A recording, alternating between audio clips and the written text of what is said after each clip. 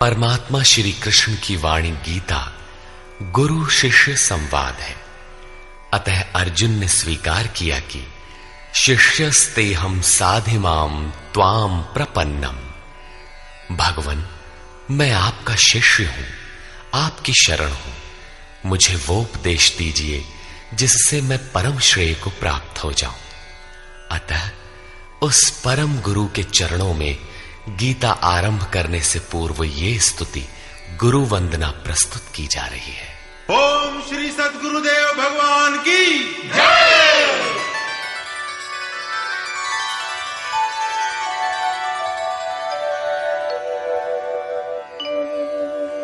जय सद्गुरुदेवं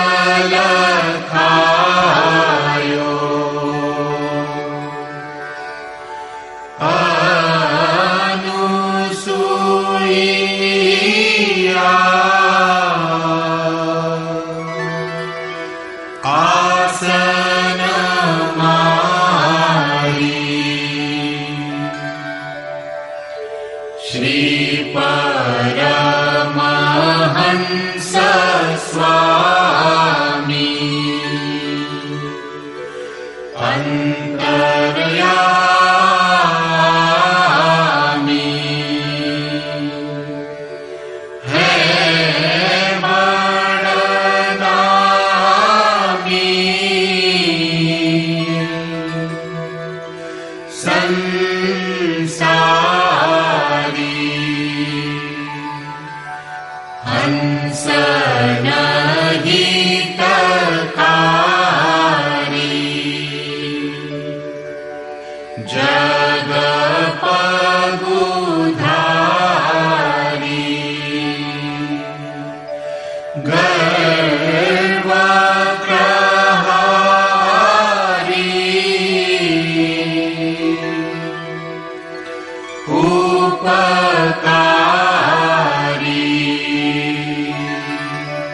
सतपंथ चलायो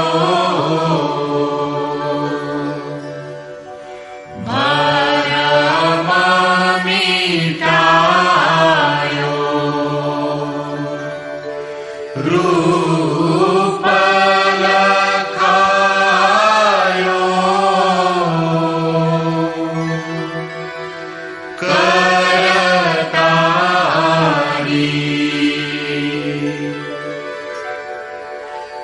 यह शिष्य है तेरो करत निहोरो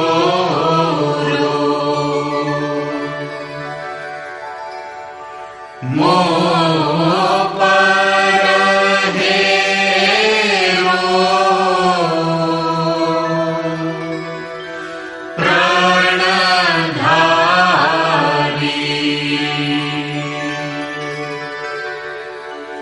जय सद्गुरुदेवम्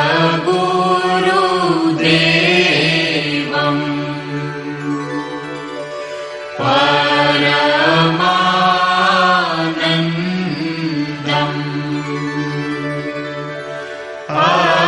अमर शरीरम्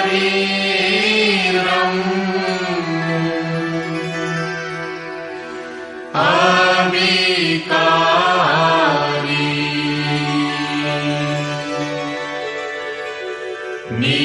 निरगुण निरमूलम्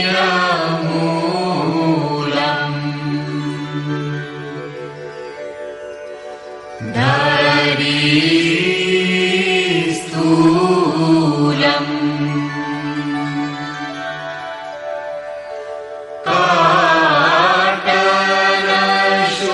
काटनशूलम् भवभारी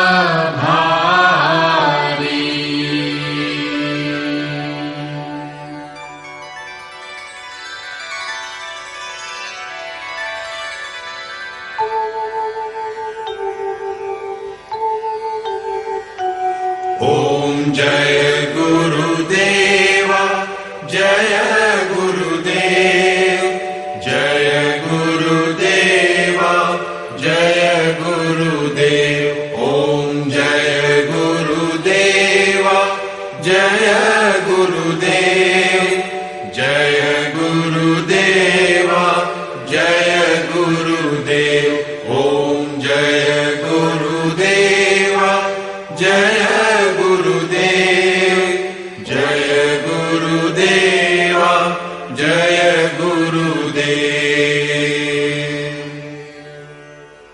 अमृतंश बहनों तथा भाइयों, जिन महापुरुष ने समस्त वेदों का संकलन किया, वेदांत शास्त्र का प्रवर्तन किया, महाभारत तथा भागवत जिनकी कृतियां हैं, उन्होंने शास्त्रों के रूप में किसी ग्रंथ को मान्यता दी तो वो है भगवान श्री कृष्णोक्त गीता। तरह तरह की पूजा पद्धतियां, परस्पर विरोधी संगठन धर्म के नाम पर प्रचलित हैं, जबकि धर्म का लक्ष्य है एक परमात्मा की शोध। कल्याण स्वरूप वो परमात्मा एक है, उसे प्राप्त करने की निश्चित क्रिया का पालन धर्म है। जब परमात्मा एक है, उसे प्राप्त करने की क्रिया एक है, तो बहुत से पंथ क्यों? इसके समाधान के लिए प्रस्तुत है यथार्थ गीता का भावांश, ये गीता कैसेट। धर्म के सरल स्वरूप और उसकी प्राप्ति हेतु निर्धारित क्रिया का क्रमबद्ध तथा पूर्ण विवरण योगेश्वर श्री कृष्णोक्त गीता है।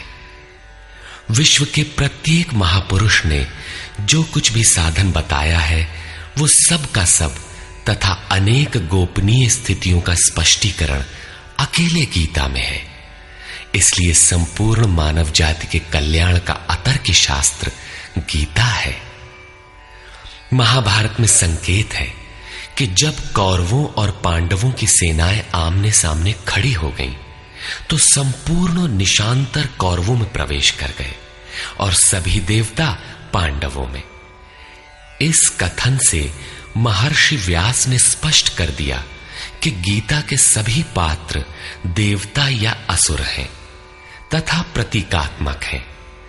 प्रत्येक मनुष्य के अंतःकरण में दैवी और आसुरी दो प्रकृतियां अनादिकाल से हैं। दैवी शक्तियों के सहयोग से जब मनुष्य अपने आत्म स्वरूप की ओर अग्रसर होता है, तो काम, क्रोध, राग, द्वेष इत्यादि आसुरी वृत्तियां बाधा के रूप में आक्रमण करती हैं। उनका पार पाना ही वास्तविक युद्ध है। अर्जुन श्रेय के लिए विकल था। उसकी दृष्टि में श्रेय का उपाय था कुल धर्म, पिंडोदक क्रिया, वर्ण संकर से बचाव, कुल क्षय से बचने के लिए युद्ध न करना इत्यादि। मात्र इतनी सी शंका के समाधान हेतु भगवान को उसे 18 अध्याय गीता समझानी पड़ी।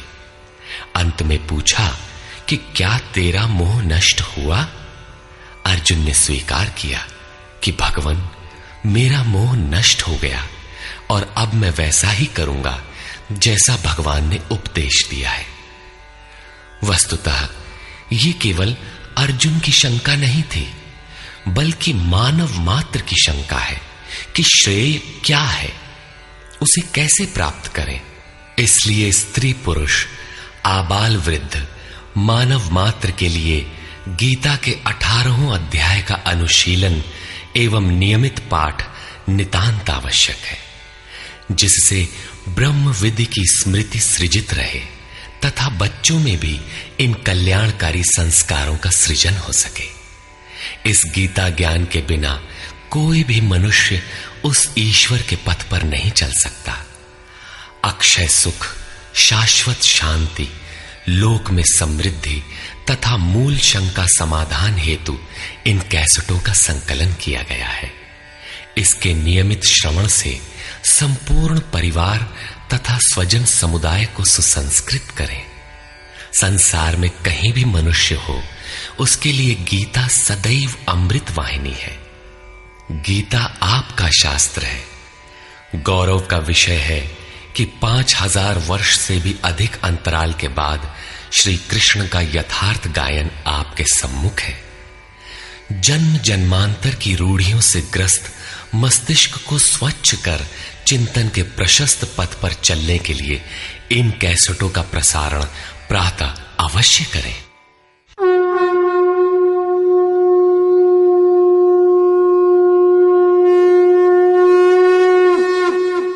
ओम श्री परमात्मने नमः।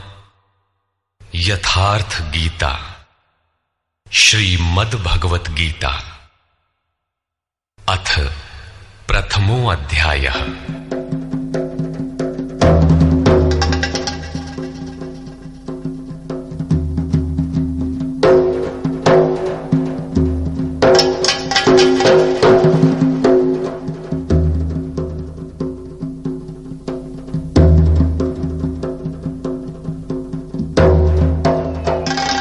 धृतराष्ट्र उवाच।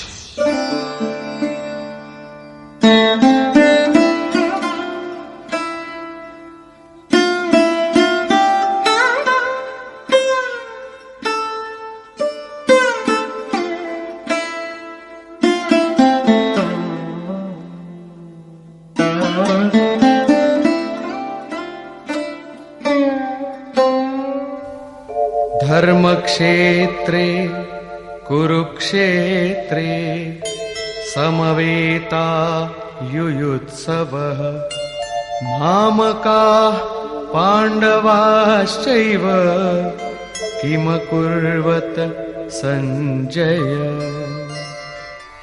धृतराष्ट्र ने पूछा, हे संजय, धर्म क्षेत्र कुरुक्षेत्र में एकत्र युद्ध की इच्छा वाले मेरे और पांडु के पुत्रों ने क्या किया? अज्ञान रूपी धृतराष्ट्र और संयम रूपी संजय। अज्ञान मन के अंतराल में रहता है अज्ञान से आवृत मन धृतराष्ट्र जन्मांध है, किंतु संयम रूपी संजय के माध्यम से यह देखता है, सुनता है। वो समझता है कि परमात्मा ही सत्य है। फिर भी जब तक इससे उत्पन्न मोह रूपी दुर्योधन जीवित है, इसकी दृष्टि सदैव कौरवों पर रहती है, विकारों पर ही रहती है। धर्म एक क्षेत्र है। जब हृदय देश में दैवी संपत्ति का बाहुल्य होता है तो यह शरीर धर्म क्षेत्र बन जाता है, और जब इसमें आसुरी संपत्ति का बाहुल्य होता है तो यह शरीर कुरुक्षेत्र बन जाता है। कुरु अर्थात करो। यह शब्द आदेशात्मक है। भगवान श्री कृष्ण कहते हैं, प्रकृति से उत्पन्न तीनों गुणों द्वारा परवश होकर मनुष्य कर्म करता है। वो क्षण मात्र भी कर्म किए बिना नहीं रह सकता, गुण उससे करा लेते हैं। तीनों गुण मनुष्य को देवता से कीट पर्यंत शरीरों में ही बांधते हैं। जब तक प्रकृति और प्रकृति से उत्पन्न गुण जीवित हैं, तब तक कुरु लगा रहेगा। अतः जन्म मृत्यु वाला क्षेत्र, विकारों वाला क्षेत्र कुरुक्षेत्र है, और परम धर्म परमात्मा में प्रवेश दिलाने वाली पुण्यमयी प्रवृत्तियों का क्षेत्र धर्म क्षेत्र है।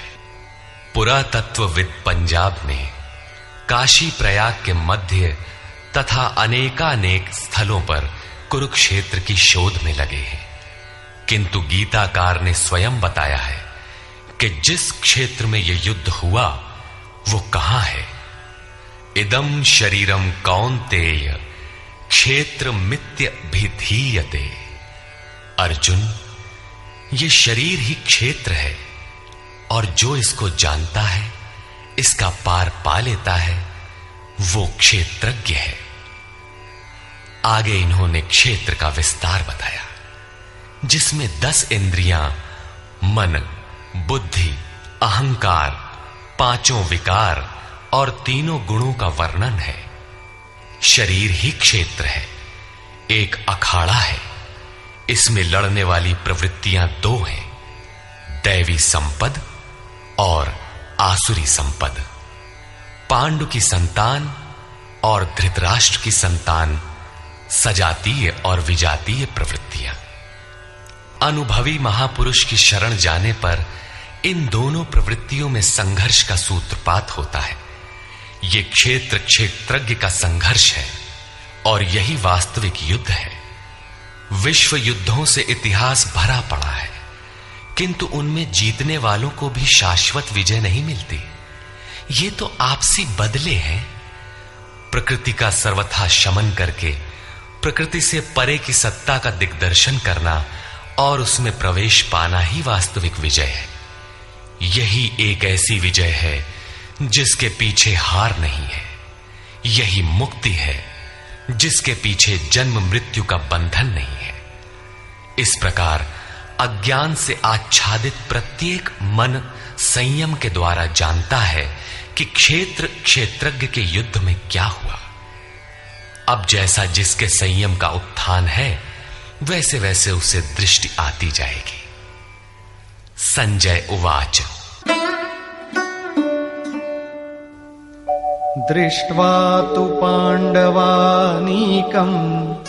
व्यूढं दुर्योधनस्तदा आचार्यमुपसंगम्य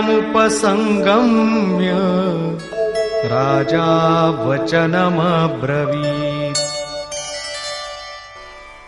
उस समय राजा दुर्योधन ने व्यूह रचना युक्त पांडवों की सेना को देखकर द्रोणाचार्य के पास जाकर ये वचन कहा।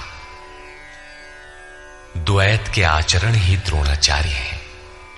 जब जानकारी हो जाती है कि हम परमात्मा से अलग हो गए हैं, वहां उसकी प्राप्ति के लिए तड़प पैदा हो जाती है।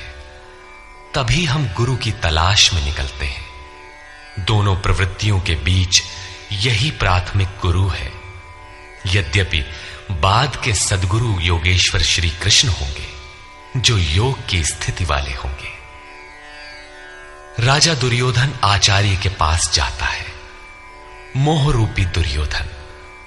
मोह संपूर्ण व्याधियों का मूल है, राजा है। दुर्योधन दुरु अर्थात दूषित, योधन अर्थात वह धन। आत्मिक संपत्ति ही स्थिर संपत्ति है, उसमें जो दोष उत्पन्न करता है वो है मोह। ये प्रकृति की ओर खींचता है और वास्तविक जानकारी के लिए प्रेरणा भी प्रदान करता है। मोह है तभी तक पूछने का प्रश्न भी है, अन्यथा सभी पूर्ण ही हैं। अतः व्यूह रचना युक्त पांडवों की सेना को देखकर, अर्थात पुण्य से प्रवाहित सजातीय वृत्तियों को संगठित देखकर, मोह रूपी दुर्योधन ने गुरु द्रोण के पास जाकर यह कहा, पश्यैतां पांडुपुत्राणां आचार्य महतीं चमू व्यूढ़ां द्रुपदपुत्रेण तव शिष्येण धीमता। हे आचार्य, आपके बुद्धिमान शिष्य द्रुपद पुत्र धृष्टद्युम्न द्वारा व्यूहाकार खड़ी की हुई पांडु पुत्रों की इस भारी सेना को देखिए। शाश्वत अचल पद में आस्था रखने वाला दृढ़ मन ही धृष्टद्युम्न है। यही पुण्यमयी प्रवृत्तियों का नायक है। साधन कठिन न मन कर टेका। साधन कठिन नहीं, मन की दृढ़ता कठिन होनी चाहिए। अब देखें सेना का विस्तार। अत्र शूरा महेश्वासा भीमार्जुन समायुधि युयुधानो विराटश्च द्रुपदश्च महारथः। इस सेना में महेश्वासा, महान ईश में वास दिलाने वाले भाव रूपी भीम, अनुराग रूपी अर्जुन के समान बहुत से शूरवीर, जैसे सात्विकता रूपी सात्यकी, विराट सर्वत्र ईश्वरी प्रवाह की धारणा, महारथी राजा द्रुपद अर्थात अचल स्थिति, तथा धृष्टकेतुश्चेकितानः काशीराजश्च वीर्यवान् पुरुजित् कुन्तिभोजश्च शैब्यश्च नरपुंगवः। धृष्टकेतु दृढ़ कर्तव्य, चेकितानः जहां भी जाए वहां से चित्त को खींचकर इष्ट में स्थिर करना, काशीराजः काया रूपी काशी में ही वो साम्राज्य है, पुरजित स्थूल सूक्ष्म और कारण शरीरों पर विजय दिलाने वाला पुरुजित, कुंती भोजः कर्तव्य से भव पर विजय, नरों में श्रेष्ठ शैव्य अर्थात सत्य व्यवहार। युधामन्युश्च विक्रान्तः उत्तमौजाश्च वीर्यवान् सौभद्रो द्रौपदेयाश्च सर्व एव महारथाः। और पराक्रमी युधामन्यु, युद्ध के अनुरूप मन की धारणा, उत्तमौजाः शुभ की मस्ती, सुभद्रा पुत्र अभिमन्यु। जब शुभ आधार आ जाता है तो मन भय से रहित हो जाता है। ऐसा शुभ आधार से उत्पन्न अभय मन, ध्यान रूपी द्रौपदी के पांचों पुत्र वात्सल्य, लावण्य, सौम्यता, स्थिरता, सहृदयता, सब के सब महारथी है। साधन पथ पर संपूर्ण योग्यता के साथ चलने की क्षमताएं हैं। इस प्रकार दुर्योधन ने पांडव पक्ष के 15-20 नाम गिनाए, जो दैवी संपद के महत्वपूर्ण अंग हैं। विजातीय प्रवृत्ति का राजा होते हुए भी मोह ही सजातीय प्रवृत्तियों को समझने के लिए बाध्य करता है।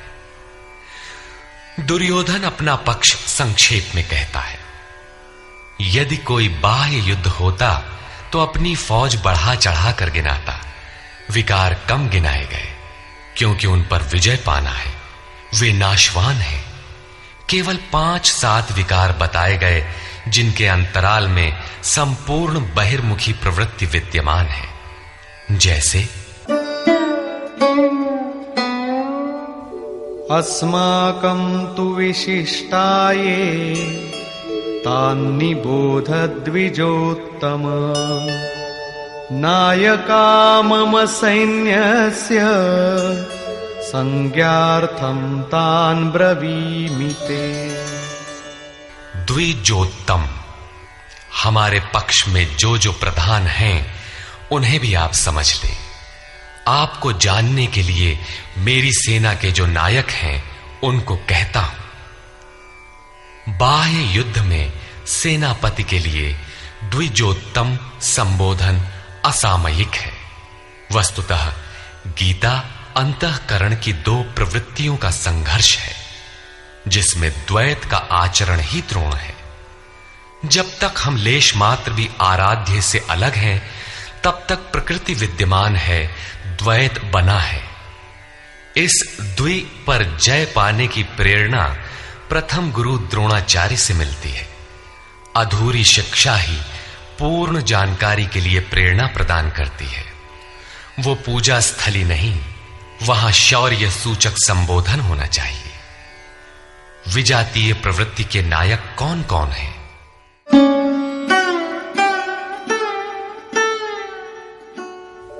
भवान् भीष्मश्च कर्णश्च कृपश्च समितिञ्जयः अश्वत्थामा विकर्णश्च सौमदत्तिस्तथैव च। एक तो स्वयं आप द्वैत के आचरण रूपी द्रोणाचार्य हैं। भ्रम रूपी पितामह भीष्म है। भ्रम इन विकारों का उद्गम है, अंत तक जीवित रहता है, इसलिए पितामह है। समूची सेना मर गई, ये जीवित था। शरशैया पर अचेत था, फिर भी जीवित था। ये है भ्रम रूपी भीष्म। भ्रम अंत तक रहता है। इसी प्रकार विजातीय कर्म रूपी कर्ण तथा संग्राम विजयी कृपाचार्य हैं। साधनावस्था में साधक द्वारा कृपा का आचरण ही कृपाचार्य है। भगवान कृपाधाम है और प्राप्ति के पश्चात संत का भी वही स्वरूप है। किंतु साधन काल में जब तक हम अलग हैं, परमात्मा अलग है। विजातीय प्रवृत्ति जीवित है, मोहमयी घिराव है। ऐसी परिस्थिति में साधक यदि कृपा का आचरण करता है तो वो नष्ट हो जाता है। सीता ने दया की तो कुछ काल लंका में प्रायश्चित करना पड़ा। विश्वामित्र दयार्द्र हुए, पतित होना पड़ा। योग सूत्रकार महर्षि पतंजलि भी यही कहते हैं, ते समाधा वुपसर्गा व्युत्थाने सिद्धयः। व्युत्थान काल में सिद्धियां प्रकट होती हैं, वे वास्तव में सिद्धियां हैं, किंतु कैवल्य प्राप्ति के लिए उतनी ही बड़ी विघ्न है जितने काम, क्रोध, लोभ, मोह इत्यादि। गोस्वामी तुलसीदास का भी यही निर्णय है। माया अनेक विघ्न करती है, रिद्धियां प्रदान करती है, यहां तक कि सिद्ध बना देती है। ऐसी अवस्था वाला साधक बगल से निकल भर जाए, मरणासन रोगी भी जी उठेगा। वो भले ठीक हो जाए, किंतु साधक उसे अपनी देन मान बैठे तो नष्ट हो जाएगा। एक रोगी के स्थान पर हजारों रोगी घेर लेंगे। भजन चिंतन का क्रम अवरुद्ध हो जाएगा और उधर बहकते बहकते प्रकृति का बाहुल्य हो जाएगा। यदि लक्ष्य दूर है और साधक कृपा करता है तो कृपा का अकेला आचरण ही समितिंजय समूची सेना को जीत लेगा। इसलिए साधक को पूर्ति पर्यंत इससे सतर्क रहना चाहिए। दया बिनु संत कसाई, दया करी तो आफत आई। लेकिन अधूरी अवस्था में यह विजातीय प्रवृत्ति का दुर्धर्ष योद्धा है। इसी प्रकार आसक्ति रूपी अश्वत्थामा, विकल्प रूपी विकर्ण और भ्रममयी श्वास ही भूरिश्रवा है। ये सभी बहिर्मुखी प्रवाह के नायक हैं।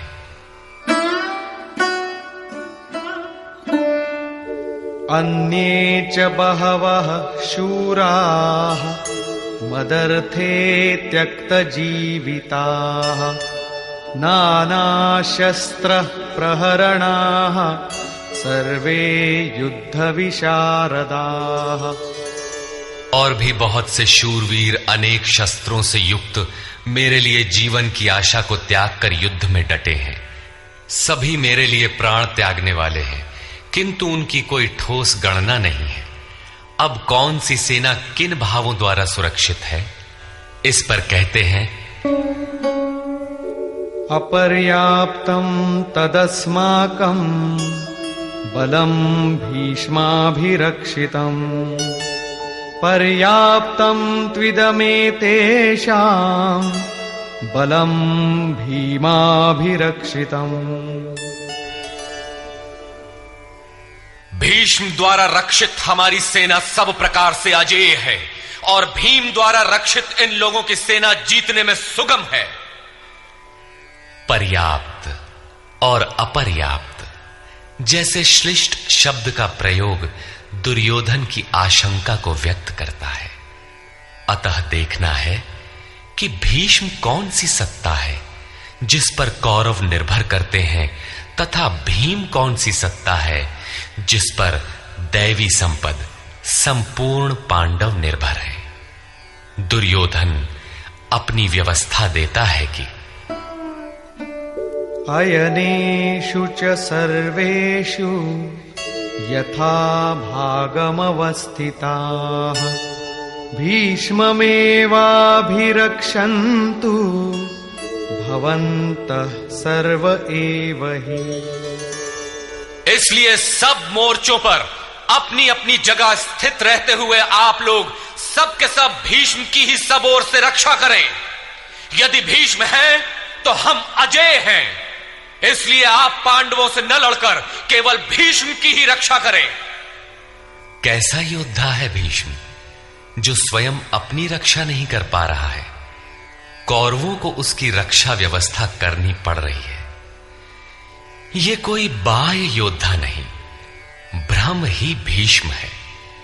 जब तक ब्रह्म जीवित है तब तक विजातीय प्रवृत्तियां कौरव अजेय हैं। अजेय का यह अर्थ नहीं कि जिसे जीता ही ना जा सके, बल्कि अजेय का अर्थ दुर्जय है, जिसे कठिनाई से जीता जा सकता हो। महा अजय संसार रिपु जीत सकई सो वीर। यदि भ्रम समाप्त हो जाए तो अविद्या अस्तित्वहीन हो जाए। मोह इत्यादि जो आंशिक रूप से बचे भी हैं, शीघ्र ही समाप्त हो जाएंगे। भीष्म की इच्छा मृत्यु थी, इच्छा ही भ्रम है। इच्छा का अंत और भ्रम का मिटना एक ही बात है। इसी को संत कबीर ने सरलता से कहा, इच्छा काया इच्छा माया इच्छा जग उपजाया। कह कबीर जे इच्छा विवर्जित ताका पार न पाया। जहां भ्रम नहीं होता वो अपार और अव्यक्त है। इस शरीर के जन्म का कारण इच्छा है। इच्छा ही माया है और इच्छा ही जगत की उत्पत्ति का कारण है।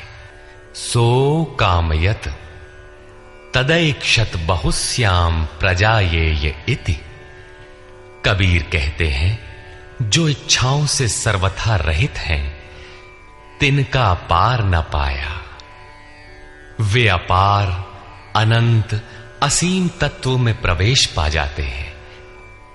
यो कामो निष्काम आप्त काम आत्म कामो न तस्य प्राणा उत्क्रामंति ब्रह्म व सन ब्रह्माप्येति। जो कामनाओं से रहित आत्मा में स्थिर आत्म स्वरूप है, उसका कभी पतन नहीं होता। वो ब्रह्म के साथ एक हो जाता है। आरंभ में इच्छाएं अनंत होती हैं और अंततो गत्वा परमात्म प्राप्ति की इच्छा शेष रहती है। जब ये इच्छा भी पूरी हो जाती है, तब इच्छा भी मिट जाती है। यदि उससे भी बड़ी कोई वस्तु होती तो आप उसकी इच्छा अवश्य करते। जब उससे आगे कोई वस्तु है ही नहीं, तो इच्छा किसकी होगी? जब प्राप्त होने योग्य कोई वस्तु अप्राप्त न रह जाए, तो इच्छा भी समूल नष्ट हो जाती है और इच्छा के मिटते ही ब्रह्म का सर्वथा अंत हो जाता है। यही भीष्म की इच्छा मृत्यु है। भीम द्वारा रक्षित इन लोगों की सेना जीतने में सुगम है। भाव रूपी भीम भावे विद्यते देवः। भाव में वो क्षमता है कि अविदित परमात्मा भी विदित हो जाता है। भाववस्य भगवान सुख निधान करुणा अयन। श्री कृष्ण ने इसे श्रद्धा कहकर संबोधित किया है। भाव में वो क्षमता है कि भगवान को भी वश में कर लेता है। भाव से ही संपूर्ण पुण्यमयी प्रवृत्ति का विकास है। ये पुण्य का संरक्षक है तो इतना बलवान कि परम देव परमात्मा को संभव बनाता है, किंतु साथ ही इतना कोमल भी है कि आज भाव है तो कल अभाव में बदलते देर नहीं लगती। इष्ट में लेश मात्र भी त्रुटि प्रतीत होने पर भाव डगमगा जाता है। पुण्यमयी प्रवृत्ति विचलित हो उठती है, इष्ट से संबंध टूट जाता है। इसलिए भीम द्वारा रक्षित इन लोगों की सेना जीतने में सुगम है। महर्षि पतंजलि का भी यही निर्णय है। स तु दीर्घकाल नैरंतर्य सत्कारा सेवितो दृढ़ भूमि। दीर्घ काल तक निरंतर श्रद्धा भक्ति पूर्वक किया हुआ साधन ही दृढ़ हो पाता है।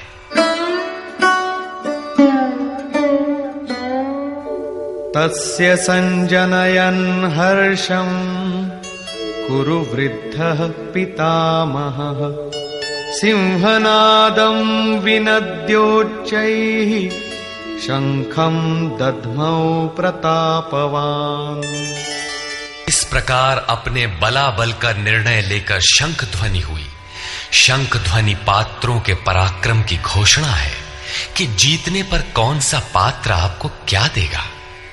कौरवों में वृद्ध प्रतापवान पितामह भीष्म ने उस दुर्योधन के हृदय में हर्ष उत्पन्न करते हुए उच्च स्वर से सिंहनाद के समान भयप्रद शंख बजाया। सिंह प्रकृति से भयावह पहलू का प्रतीक है। घोर जंगल के नीरव एकांत में शेर की दहाड़ कान में पड़ जाए तो रोंगटे खड़े हो जाएंगे, हृदय कांपने लगेगा। यद्यपि शेर आपसे मीलों दूर है। भय प्रकृति में होता है, परमात्मा में नहीं। वो तो अभय सत्ता है। ब्रह्म रूपी भीष्म यदि विजयी होता है तो प्रकृति के जिस भयारण्य में आप हैं उससे भी अधिक भय के आवरण में बांध देगा। भय की एक परत और बढ़ जाएगी, भय का आवरण घना हो उठेगा। ये भ्रम इसके अतिरिक्त और कुछ नहीं दे सकेगा। अतः प्रकृति से निवृत्ति ही गंतव्य का मार्ग है। संसार में प्रवृत्ति तो भवाटवी है, घोर अंधकार की छाया है। इसके आगे कौरवों की कोई घोषणा नहीं है। कौरवों की ओर से कई बाजे एक साथ बजे, किंतु कुल मिलाकर वे भी भय ही प्रदान करते हैं, इससे अधिक कुछ नहीं। प्रत्येक विकार कुछ न कुछ भय तो देता ही है। इसलिए उन्होंने भी घोषणा की, ततः शंखाश्च भैर्यश्च प्रणवानक गोमुखाः सहसैवाभ्यहन्यन्त सशब्दस्तु मूलोऽभवत्। तदनंतर अनेक शंख, नगारे, ढोल और नरसिंहादि बाजे एक साथ ही बजे। उनका शब्द भी बड़ा भयंकर हुआ। भय का संचार करने के अतिरिक्त कौरवों की कोई घोषणा नहीं है। बहिर्मुखी विजातीय प्रवृत्ति सफल होने पर मोहमय बंधन और घना कर देती है।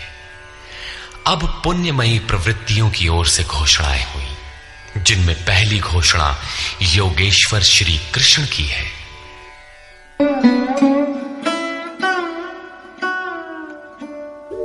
ततः श्वेतैर्हयैर्युक्ते महती स्यन्दने स्थितौ माधव पाण्डवश्चैव दिव्यौ शंखौ प्रदध्मतु।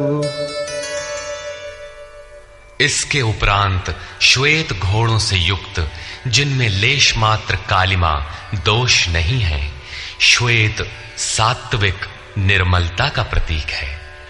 महति स्यन्दने, महान रथ पर बैठे हुए योगेश्वर श्री कृष्ण और अर्जुन ने भी अलौकिक शंख बजाए। अलौकिक का अर्थ है लोकों से परे।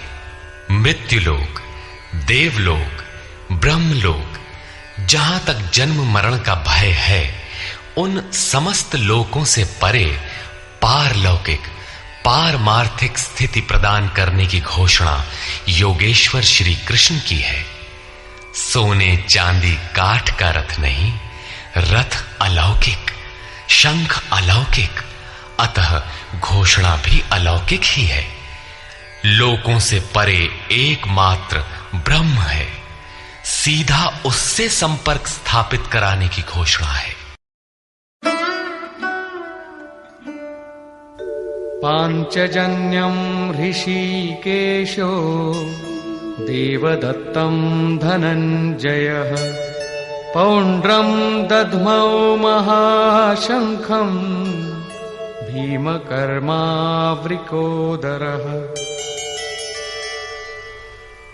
ऋषिकेशः, जो हृदय के सर्वस्व ज्ञाता है, उन कृष्ण ने 5 जन्य शंख बजाया।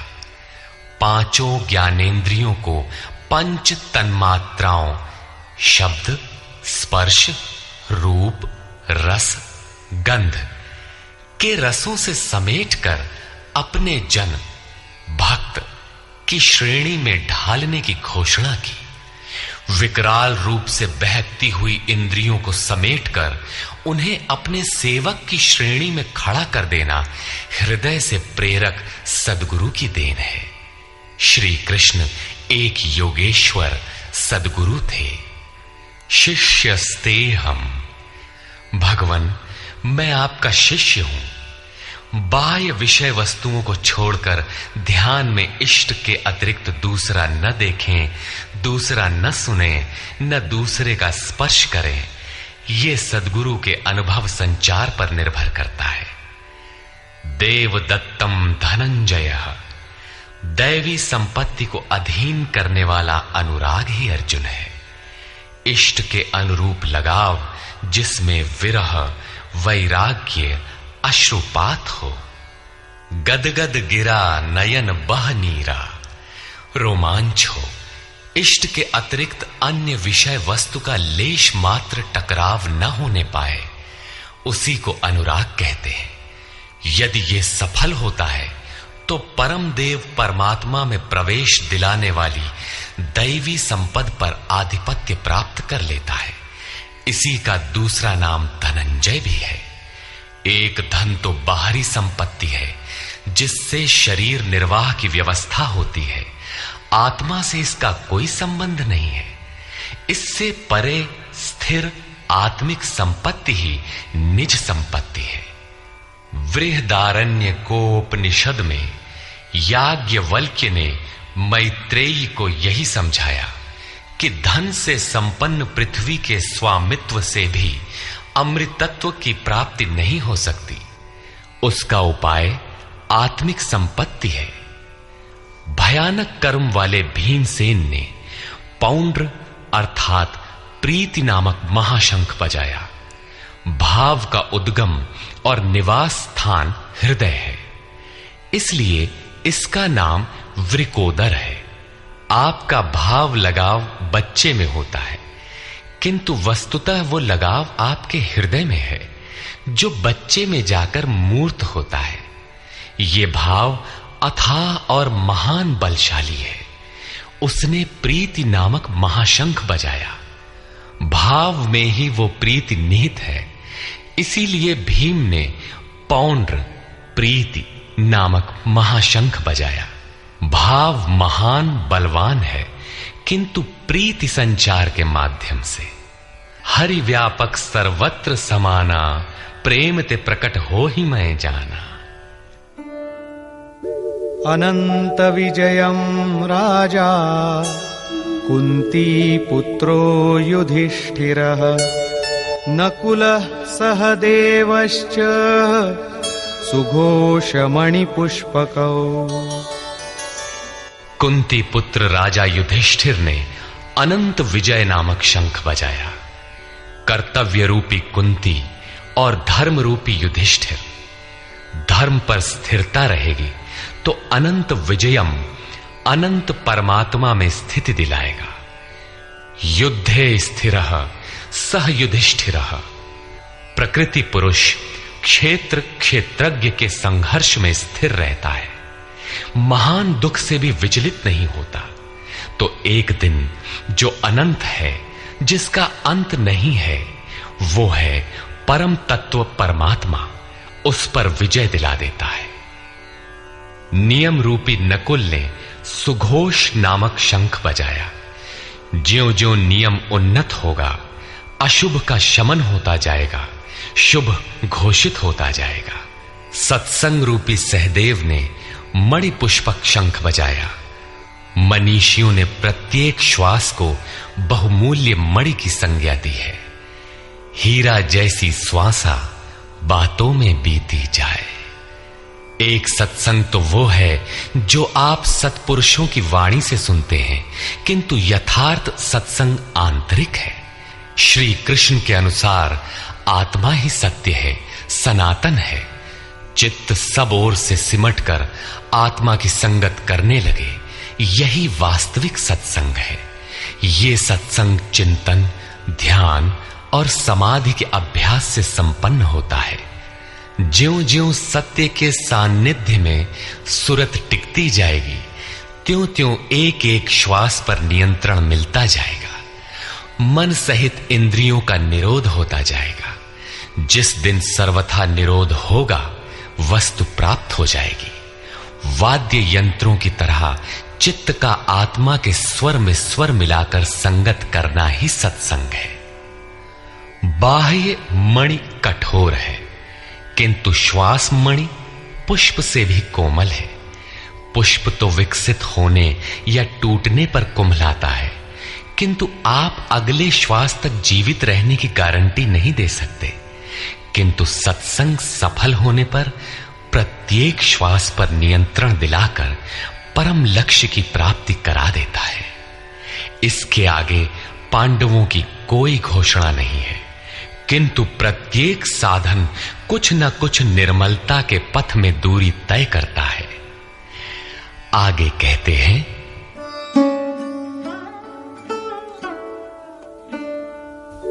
काश्यश्च परमेश्वासः शिखण्डी च महारथः धृष्टद्युम्नो विराटश्च सात्यकिश्चापराजितः। काया रूपी काशी। पुरुष जब सब ओर से मन सहित इंद्रियों को समेटकर काया में ही केंद्रित करता है, तो परमेश्वासः परम ईश में वास का अधिकारी हो जाता है। परम ईश में वास दिलाने में सक्षम काया ही काशी है। काया में ही परम ईश का निवास है। परमेश्वास का अर्थ श्रेष्ठ धनुष वाला नहीं, बल्कि परम धन ईश धन वास है। शिखा सूत्र का त्याग ही शिखंडी है। आजकल लोग सिर के बाल कटा लेते हैं और सूत्र के नाम पर गले की जनेऊ हटा लेते हैं, अग्नि जलाना छोड़ देते हैं। हो गया सन्यास उनका। नहीं, वस्तुतः शिखा लक्ष्य का प्रतीक है जिसे आपको पाना है, और सूत्र है संस्कारों का। जब तक आगे परमात्मा को पाना शेष है, पीछे संस्कारों का सूत्रपात लगा हुआ है, तब तक त्याग कैसा, सन्यास कैसा? अभी तो चलने वाले पथिक हैं। जब प्राप्तव्य प्राप्त हो जाए, पीछे लगे हुए संस्कारों की डोर कट जाए, ऐसी अवस्था में ब्रह्म सर्वथा शांत हो जाता है। इसलिए शिखंडी ही ब्रह्म रूपी भीष्म का विनाश करता है। शिखंडी चिंतन पथ की विशिष्ट योग्यता है, महारथी है। धृष्टद्युम्न दृढ़ और अचल मन तथा विराटः सर्वत्र विराट ईश्वर का प्रसार देखने की क्षमता इत्यादि दैवी संपद के प्रमुख गुण हैं। सात्विकता ही सात्य की है। सत्य के चिंतन की प्रवृत्ति अर्थात सात्विकता यदि बनी है तो कभी गिरावट नहीं आने पाएगी, इस संघर्ष में पराजित नहीं होने देगी। द्रुपदो द्रौपदेयाश्च सर्वशः पृथिवीपते सौभद्रश्च महाबाहुः शंखान् दद्मुः पृथक् पृथक्। अचल पददायक द्रुपद और ध्यान रूपी द्रौपदी के पांचों पुत्र सहृदयता, वात्सल्य, लावण्य, सौम्यता इत्यादि साधन में महान सहायक महारथी हैं तथा बड़ी भुजा वाला अभिमन्यु, इन सब ने पृथक पृथक शंख बजाए। भुजा कार्य क्षेत्र का प्रतीक है। जब मन भय से रहित हो जाता है तो उसकी पहुंच दूर तक हो जाती है। हे राजन, इन सब ने अलग अलग शंख बजाए, कुछ न कुछ दूरी सभी तय कराते हैं। इनका पालन आवश्यक है, इसलिए इनके नाम गिनाए। इसके अतिरिक्त कुछ दूरी ऐसी भी है जो मन बुद्धि से परे है। भगवान स्वयं ही अंतःकरण में विराज कर तय कराते हैं।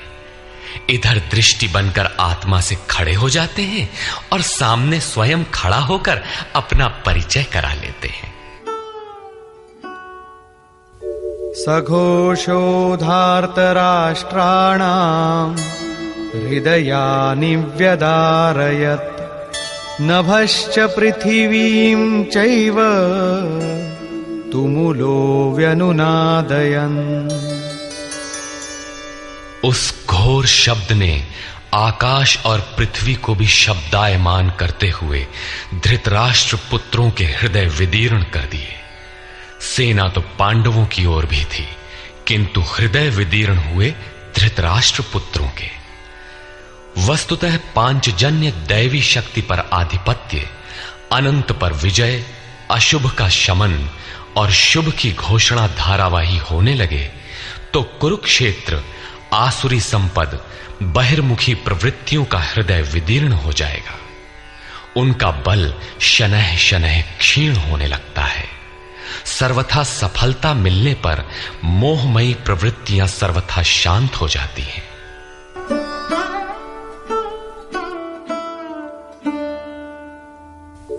अथ व्यवस्थितान् दृष्ट्वा धार्तराष्ट्रान् कपिध्वजः प्रवृत्ते शस्त्रसम्पाते धनुरुद्यम्य पाण्डवः ऋषिकेशं तदा वाक्यम् इदमाह महीपते सेनयोरुभयोर्मध्ये रथं स्थापयमेच्युत। संयम रूपी संजय ने अज्ञान से आवृत मन को समझाया कि हे राजन, उसके उपरांत कपिध्वजः वैराग्य रूपी हनुमान, वैराग्य ही ध्वज है जिसका। ध्वज राष्ट्र का प्रतीक माना जाता है, कुछ लोग कहते हैं ध्वजा चंचल थी, इसलिए कपिध्वज कहा गया, किंतु नहीं, यहां कपि साधारण बंदर नहीं, स्वयं हनुमान थे, जिन्होंने मान अपमान का हनन किया था। सममान निरादर आदरहीन। प्रकृति की देखी सुनी वस्तुओं से, विषयों से राग का त्याग ही वैराग्य है। अतः वैराग्य ही जिसकी ध्वजा है, उस अर्जुन ने व्यवस्थित रूप से धृतराष्ट्र पुत्रों को खड़े देखकर शस्त्र चलने की तैयारी के समय धनुष उठाकर ऋषिकेशम, जो हृदय के सर्वस्व ज्ञाता है, उन योगेश्वर श्री कृष्ण से ये वचन कहा, हे अच्युत, जो कभी च्युत नहीं होता, मेरे रथ को दोनों सेनाओं के बीच खड़ा करिए। यहां सारथी को दिया गया आदेश नहीं, इष्ट सद्गुरु से की गई प्रार्थना है, किस लिए खड़ा करें?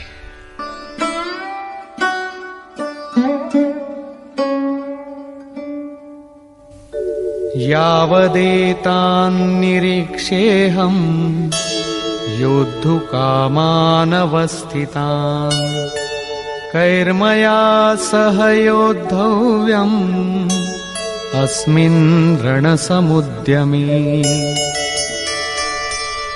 जब तक मैं इन स्थित हुए युद्ध की कामना वालों को अच्छी प्रकार देख न लूं कि इस युद्ध के उद्योग में मुझे किन किन के साथ युद्ध करना योग्य है, इस युद्ध व्यापार में मुझे किन किन के साथ युद्ध करना है। योत्स्यमानानवेक्षेऽहम् य एतेऽत्र समागताः धार्तराष्ट्रस्य दुर्बुद्धेर्युद्धे प्रियचिकीर्षवः। दुर्बुद्धि दुर्योधन का युद्ध में कल्याण चाहने वाले जो ये राजा लोग इस सेना में आए हैं, उन युद्ध करने वालों को मैं देखूंगा, इसलिए खड़ा करें। मोह रूपी दुर्योधन, मोहमयी प्रवृत्तियों का कल्याण चाहने वाले जो राजा इस युद्ध में आए हैं, उनको मैं देख लूं। संजय उवाच।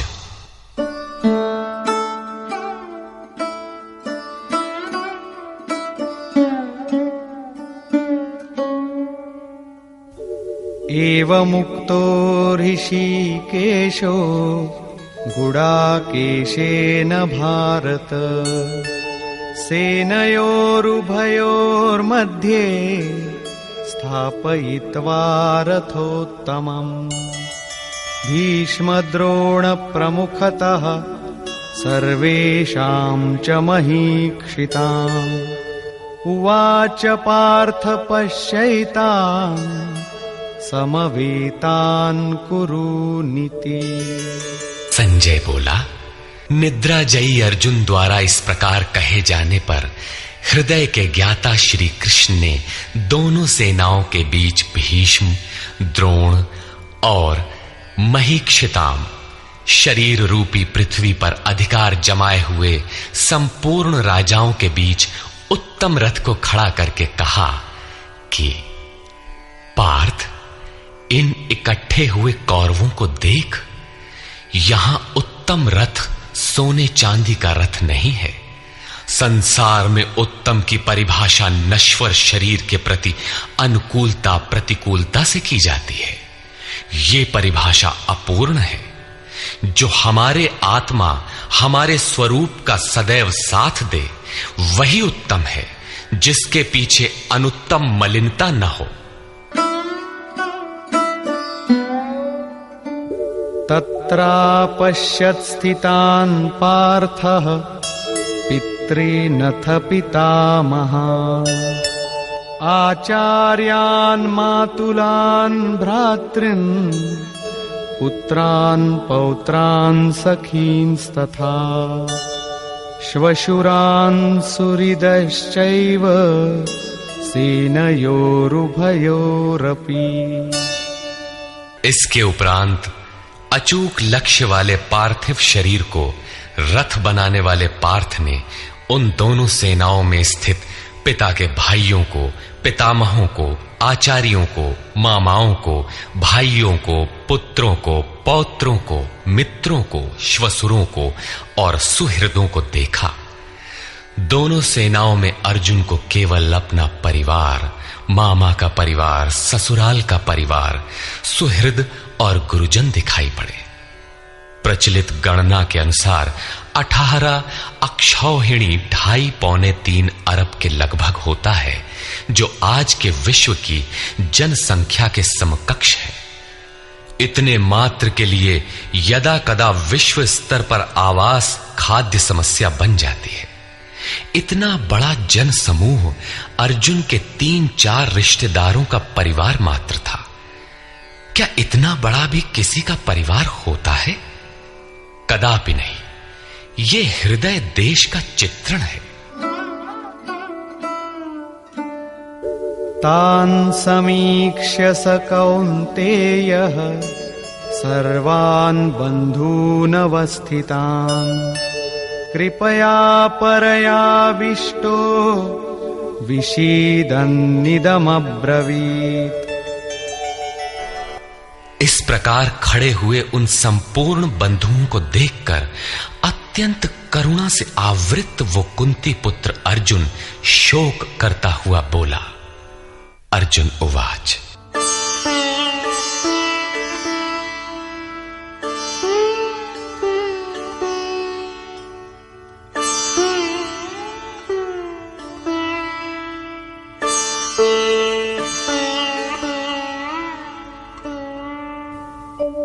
दृष्ट्वेमं स्वजनं कृष्ण युयुत्सुं समुपस्थितम् सीदन्ति मम गात्राणि मुखं च परिशुष्यति वेपथुश्च शरीरे मे रोमहर्षश्च जायते। हे कृष्ण, इस युद्ध की इच्छा वाले खड़े हुए स्वजन समुदाय को देखकर मेरे अंग शिथिल हुए जाते हैं, मुख सूखा जाता है और मेरे शरीर में कंप तथा रोमांच हो रहा है। इतना ही नहीं, गांडीवं स्रंसते हस्तात् त्वक्चैव परिदह्यते न च शक्नोम्यवस्थातुं भ्रमतीव च मे मनः। हाथ से गांडीव गिरता है, त्वचा भी जल रही है। अर्जुन को ज्वर सा हो आया, संतप्त हो उठा कि ये कैसा युद्ध है जिसमें स्वजन ही खड़े हैं। अर्जुन को भ्रम हो गया। वो कहता है, अब मैं खड़ा रह पाने में भी अपने को असमर्थ पा रहा हूं। अब आगे देखने की सामर्थ्य नहीं है। निमित्तानि च पश्यामि विपरीतानि केशव न च श्रेयोनुपश्यामि हत्वा स्वजनमाहवे। हे केशव, इस युद्ध का लक्षण भी विपरीत ही देखता हूं। युद्ध में अपने कुल को मारकर परम कल्याण भी नहीं देखता हूं। कुल को मारने से कल्याण कैसे होगा?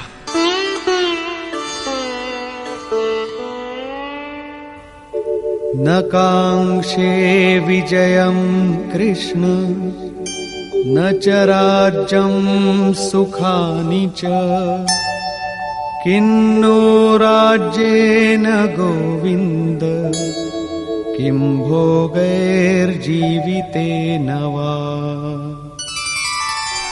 संपूर्ण परिवार युद्ध के मुहाने पर है। इन्हें युद्ध में मारकर विजय से मिलने वाला राज्य और राज्य से मिलने वाला सुख अर्जुन को नहीं चाहिए। वो कहता है, हे श्री कृष्ण, मैं विजय नहीं चाहता, राज्य तथा सुख भी नहीं चाहता। हे गोविंद, हमें राज्य या भोग अथवा जीवन से भी क्या प्रयोजन है? क्यों?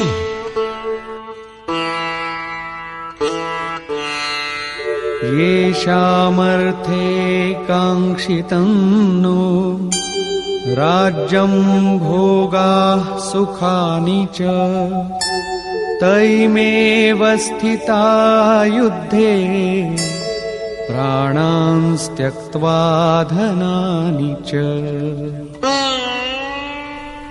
हमें जिनके लिए राज्य भोग और सुखादिक इच्छित हैं, वे ही परिवार जीवन की आशा त्याग कर युद्ध के मैदान में खड़े। हमें राज्य इच्छित था तो परिवार को लेकर, भोग सुख और धन की पिपासा थी तो स्वजन और परिवार के साथ उन्हें भोगने की थी। किंतु जब सब के सब प्राणों की आशा त्याग कर खड़े हैं तो मुझे सुख राज्य या भोग नहीं चाहिए। ये सब इन्हीं के लिए प्रिय थे। इनसे अलग होने पर हमें इनकी आवश्यकता नहीं है। जब तक परिवार रहेगा तब तक ये वासनाएं भी रहती हैं।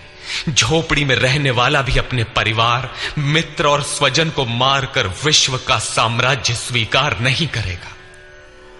अर्जुन यही कहता है कि हमें भोग प्रिय थे, विजय प्रिय थी, किंतु जिनके लिए थी जब वे ही नहीं रहेंगे तो भोगों से क्या प्रयोजन। इस युद्ध में मारना किसे है।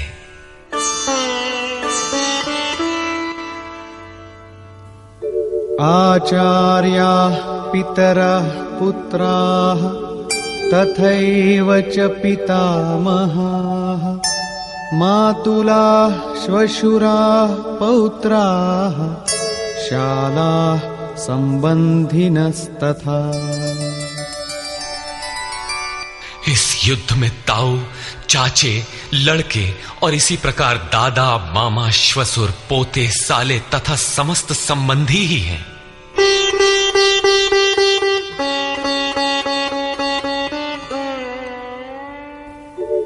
एतान्न हन्तुमिच्छामि घ्नतोऽपि मधुसूदन अपि त्रैलोक्यराज्यस्य हेतो किन्नु मही कृते। हे मधुसूदन, मुझे मारने पर भी अथवा 3 लोक के राज्य के लिए भी मैं इन सबको मारना नहीं चाहता। फिर पृथ्वी के लिए कहना ही क्या। 18 अक्षौहिणी सेना में अर्जुन को अपना परिवार ही दिखाई पड़ा। इतने अधिक स्वजन वास्तव में क्या हैं? वस्तुतः अनुराग ही अर्जुन है। भजन के आरंभ में प्रत्येक अनुरागी के समक्ष यही समस्या रही है। सभी चाहते हैं कि हम भजन करें, उस परम सत्य को पालें, किंतु किसी अनुभवी सद्गुरु के संरक्षण में कोई अनुरागी जब क्षेत्रज्ञ के संघर्ष को समझता है कि हमें किन से लड़ना है तो वो हताश हो जाता है। वो चाहता है कि हमारे पिता का परिवार, ससुराल का परिवार, मामा का परिवार, सुहृद, मित्र और गुरुजन साथ रहे, सभी सुखी रहें और इन सब की व्यवस्था करते हुए हम परमात्म स्वरूप की प्राप्ति भी कर लें। किंतु जब वो समझता है कि आराधना में अग्रसर होने के लिए परिवार छोड़ना होगा, इन संबंधों का मोह समाप्त करना होगा, तो वो अधीर हो उठता है। पूज्य महाराज जी कहा करते थे, मरना और साधु होना बराबर है। साधु के लिए सृष्टि में दूसरा कोई जीवित है भी, किंतु घर वालों के नाम पर कोई नहीं है। यदि कोई है तो लगाव है, मोह समाप्त कहां हुआ। जहां तक लगाव है उसका पूर्ण त्याग, उस लगाव के अस्तित्व मिटने पर ही उसकी विजय है। इन संबंधों का प्रसार ही तो जगत है, अन्यथा जगत में हमारा क्या है। तुलसीदास कहे चिद विलास जग, बूझत बूझत बूझ है। मन का प्रसार ही जगत है। योगेश्वर कृष्ण ने भी मन के प्रसार को ही जगत कहकर संबोधित किया। जिसने इसके प्रभाव को रोक लिया, उसने चराचर जगत ही जीत लिया। इहैव तैर्जितः सर्गो येषां साम्ये स्थितम मनः। केवल अर्जुन अधीर था ऐसी बात नहीं है। अनुराग सबके हृदय में है। प्रत्येक अनुरागी अधीर होता है। उसे संबंधी याद आने लगते हैं। पहले वो सोचता था कि भजन से कुछ लाभ होगा तो ये सब सुखी होंगे, इनके साथ रहकर उसे भोगेंगे। जब ये साथ ही नहीं रहे तो सुख लेकर क्या करेंगे। अर्जुन की दृष्टि राज्य सुख तक ही सीमित थी। वो त्रिलोकी के साम्राज्य को ही सुख की पराकाष्ठा समझता था। इसके आगे भी कोई सत्य है, इसकी जानकारी अर्जुन को अभी नहीं है। निहत्य धार्तराष्ट्रान्नः का प्रीति स्याज्जनार्दन पापमेवाश्रयेदस्मान् हत्वैतानाततायिनः।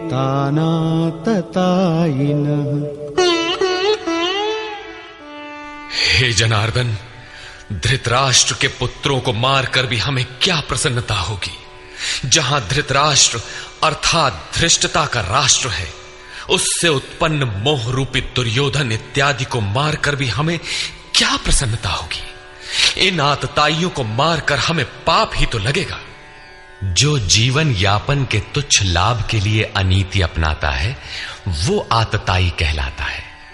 किंतु वस्तुतः इससे भी बड़ा आतताई वो है जो आत्मा के पथ में अवरोध उत्पन्न करता है। आत्मदर्शन में बाधक काम, क्रोध, लोभ, मोह आदि का समूह ही आतताई है। तस्मान्नार्हा वयं हन्तुं धार्तराष्ट्रान् स्वबान्धवान् स्वजनं हि कथं हत्वा सुखिनः स्याम माधव। इससे हे माधव, अपने बांधव धृतराष्ट्र के पुत्रों को मारने के लिए हम योग्य नहीं हैं। स्वबांधव कैसे? वे तो शत्रु थे ना। वस्तुतः शरीर के रिश्ते अज्ञान से उत्पन्न होते हैं। ये मामा है, ससुराल है, स्वजन समुदाय है, ये सब अज्ञान ही तो है। जब शरीर ही नश्वर है तब इसके रिश्ते ही कहां रहेंगे। मोह है तभी तक सुहृद है, हमारा परिवार है, हमारी दुनिया है। मोह नहीं तो कुछ भी नहीं। इसीलिए वे शत्रु भी अर्जुन को स्वजन दिखाई पड़े। वो कहता है कि अपने कुटुंब को मारकर हम कैसे सुखी होंगे। यदि अज्ञान और मोह न रहे तो कुटुंब का अस्तित्व न हो। यह अज्ञान ज्ञान का प्रेरक भी है। भर्तृहरि, तुलसी इत्यादि अनेक महानुभावों को वैराग्य की प्रेरणा पत्नी से मिली तो कोई सौतेली मां के व्यवहार से खिन्न होकर वैराग्य पथ पर अग्रसर हुआ दिखाई देता है।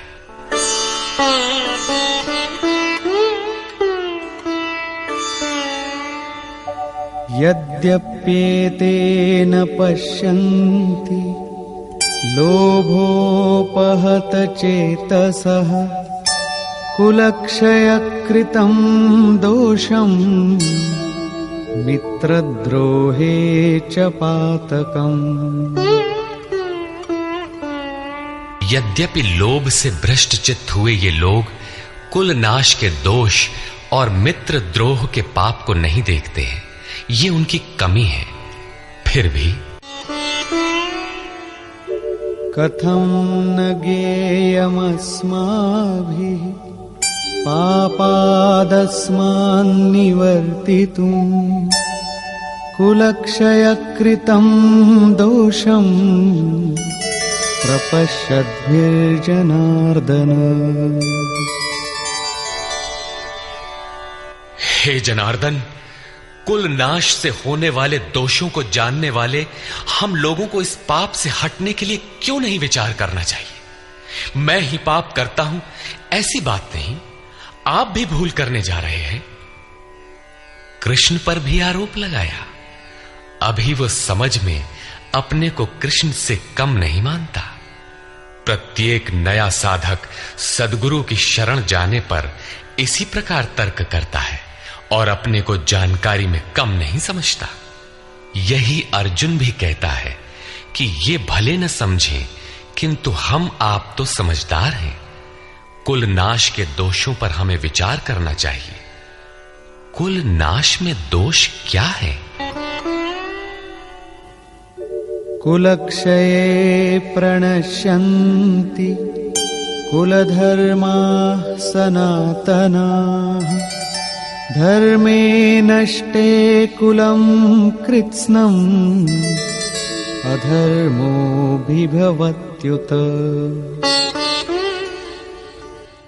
कुल के नाश होने से सनातन कुल धर्म नष्ट हो जाते हैं।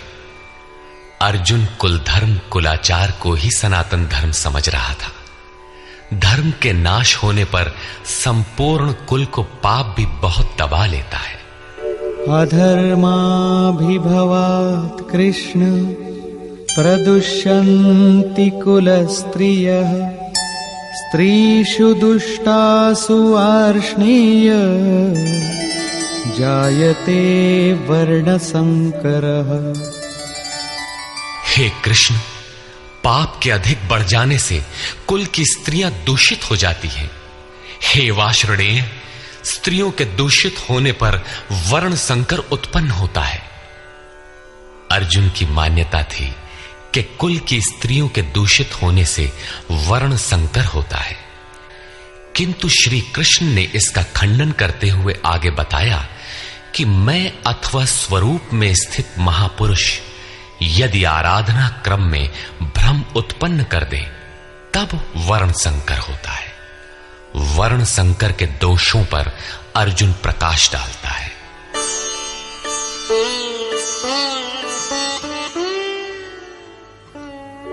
संकरो नरकायैव कुलघ्नानां कुलस्य च पतन्ति पितरो येषां लुप्तपिण्डोदकक्रियाः।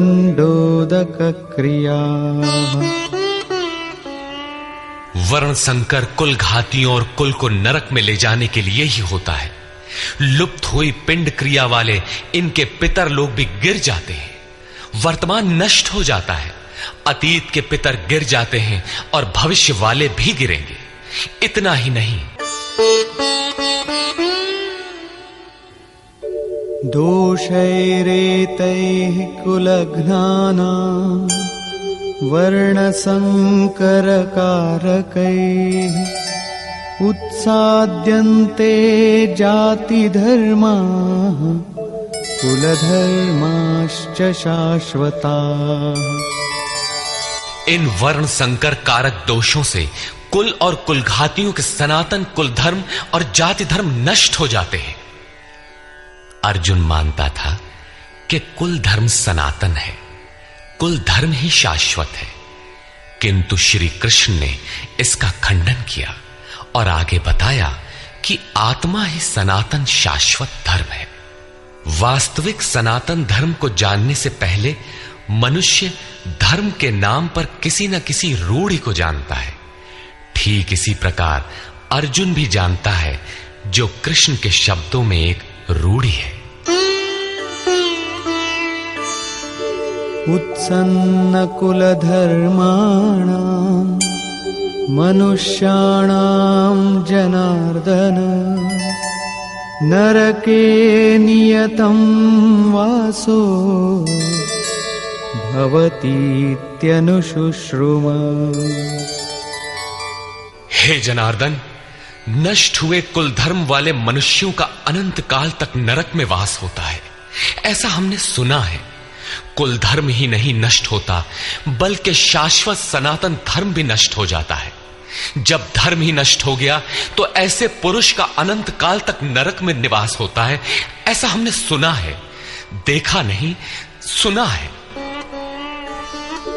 अहो बत महत् पापं कर्तुं व्यवसिता वयं यद्राज्य सुखलोभेन हन्तुं स्वजनमुद्यताः।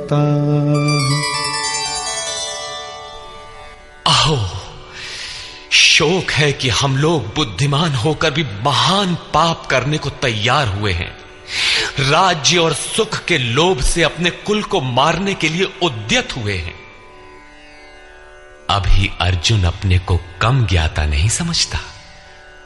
आरंभ में प्रत्येक साधक इसी प्रकार बोलता है। महात्मा बुद्ध का कथन है कि मनुष्य जब अधूरी जानकारी रखता है तो अपने को महान ज्ञानी समझता है, और जब आधे से आगे की जानकारी हासिल करने लगता है तो अपने को महान मूर्ख समझता है। ठीक इसी प्रकार अर्जुन भी अपने को ज्ञानी ही समझता है। वो कृष्ण को ही समझाता है कि उस पाप से परम कल्याण हो, ऐसी बात भी नहीं। केवल राज्य और सुख के लोभ में पड़कर हम लोग कुल नाश करने को उद्यत हुए हैं। महान भूल कर रहे हैं। हम ही भूल कर रहे हैं, ऐसी बात नहीं। आप भी भूल कर रहे हैं। एक धक्का कृष्ण को भी दिया। अंत में अर्जुन अपना निर्णय देता है। यदि माम प्रतीकारम् अशस्त्रं शस्त्रपाणयः धार्तराष्ट्रारणे हन्युः तन्मे क्षेमतरं भवेत्। यदि मुझ शस्त्र रहित न सामना करने वाले को शस्त्रधारी धृतराष्ट्र के पुत्र रण में मारे तो उनका वो मारना भी मेरे लिए अति कल्याणकारक होगा। इतिहास तो कहेगा कि अर्जुन समझदार था, जिसने अपनी बलि देकर युद्ध बचा लिया। लोग प्राणों की आहुति दे डालते हैं कि भोले भाले मासूम बच्चे सुखी रहें, कुल तो बचा रहे। मनुष्य विदेश चला जाए, वैभवपूर्ण प्रासाद में रहे, किंतु 2 दिन बाद उसे अपनी छोड़ी हुई झोपड़ी याद आने लगती है। मोह इतना प्रबल होता है। इसीलिए अर्जुन कहता है कि शस्त्रधारी धृतराष्ट्र के पुत्र मुझ न प्रतिकार करने वाले को रण में मार दें, तब भी वो मेरे लिए अति कल्याणकारी होगा, ताकि लड़के तो सुखी रहें। संजय उवाच।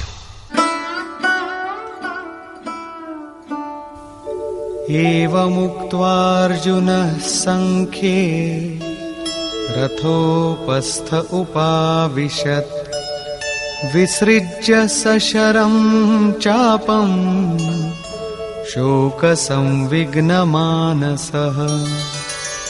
संजय बोला कि रणभूमि में शोक से उद्विग्न मन वाला अर्जुन इस प्रकार कहकर बाण सहित धनुष को त्याग कर रथ के पिछले भाग में बैठ गया, अर्थात क्षेत्र क्षेत्रज्ञ के संघर्ष में भाग लेने से पीछे हट गया।